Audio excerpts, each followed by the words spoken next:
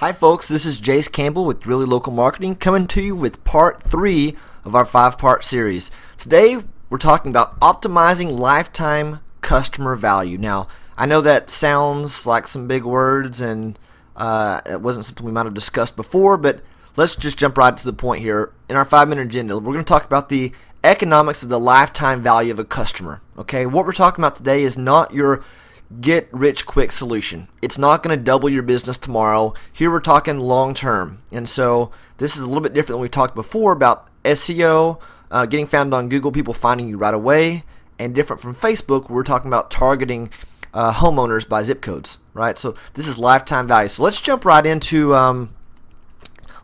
some math here, and we are going to be quick about this. This might not be as long as our others have been, but let's just say year zero. We're going to talk about this idea of year zero. You're able to serve 20 customers per week that call you, and you don't do anything more to bring in those customers back to you, right? So 5% of those guys will call you back annually. I don't know how many of those people actually do call you back annually. It's probably different for different companies. And some people might be finding you again through those channels, through the newspaper and radio and Google and Facebook. But if you're doing nothing more, we're saying here's the status quo, 5% of those people are returning customers each year, right? So if you keep that up, after year one, you've got 21 customers per week, right? So we're saying, here we used an example, we said 35 weeks a year. So 17 weeks a year, people aren't really using their heating and air conditioning because, it's nice out. It's nice, so it's not on their mind. In year two, here we've increased to 772 customers. And by the end of year 3, we're at 810 customers. So we've gone from 700 customers a year to 810 customers a year by doing nothing more than the status quo. Okay, that's a 15% increase. So you've increased 15% of your profits by doing nothing more than keeping people coming back to you. Okay, now let's look at if we do the things we're talking about doing. We're talking today about text messages. We're talking about email. We're talking about staying in front of your customers year-round. Okay, and here's another scenario. In year zero, still we've got 20 customers per week, but now we've got 15% of our customers calling us back annually. They're not going and calling your competitors who are leaving door hangers or who are mailing you coupons or even going back to Google or Facebook and searching for someone else because you're constantly in front of them all year round, right? So here at the end of year one, you've got 23 customers a week. So you're already up to 805 customers.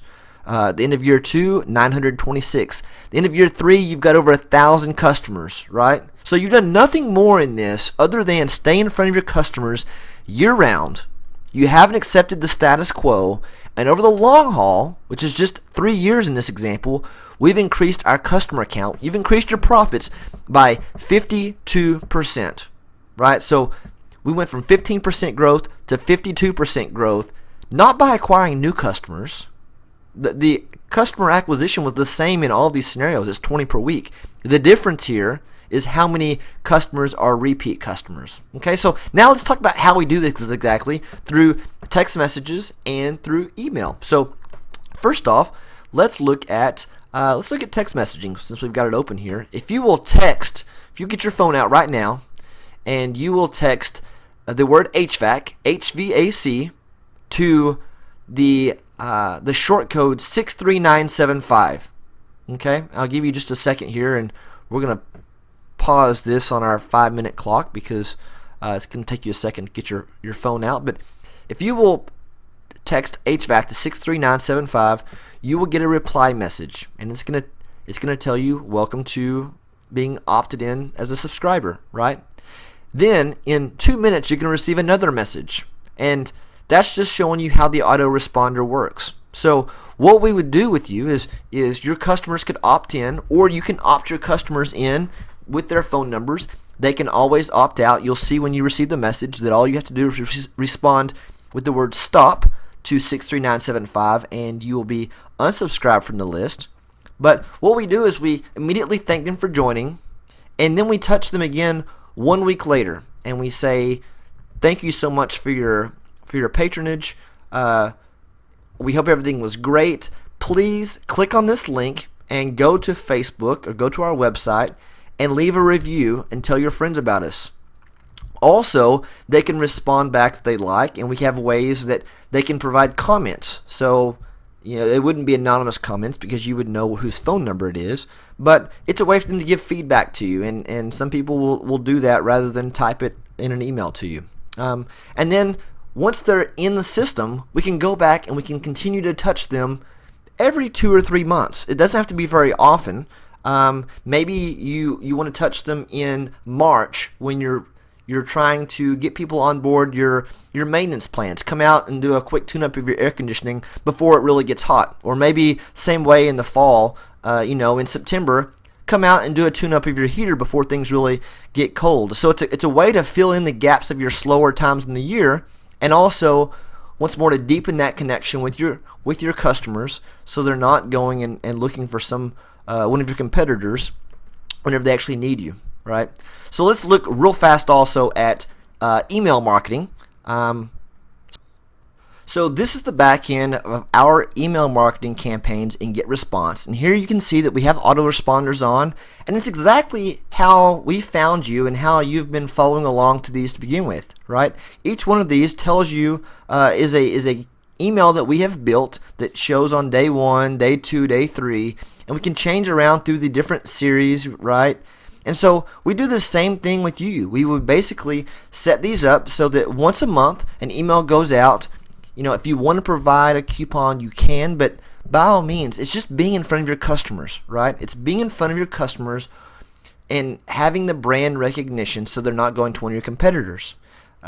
In sales, it's all about trigger events. It's the same as me talking to you right now.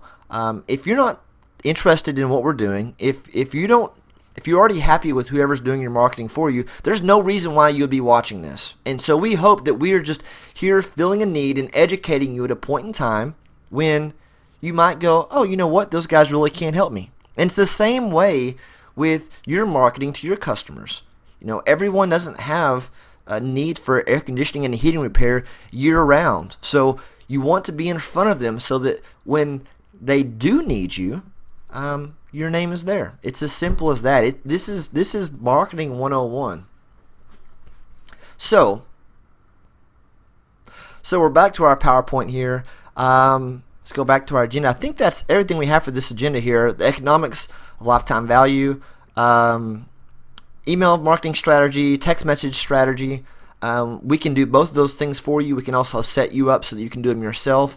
But by all means, if you could do them yourself, you could probably already be doing them yourself. So once again, the economics increasing 52% rather than 15%. This is not an overnight solution, and that's all we have the time for today. Thank you for attending. Again, my name is Jace Campbell with Really Local Marketing, and we look forward to seeing you tomorrow for part 4. Thanks a lot. Bye.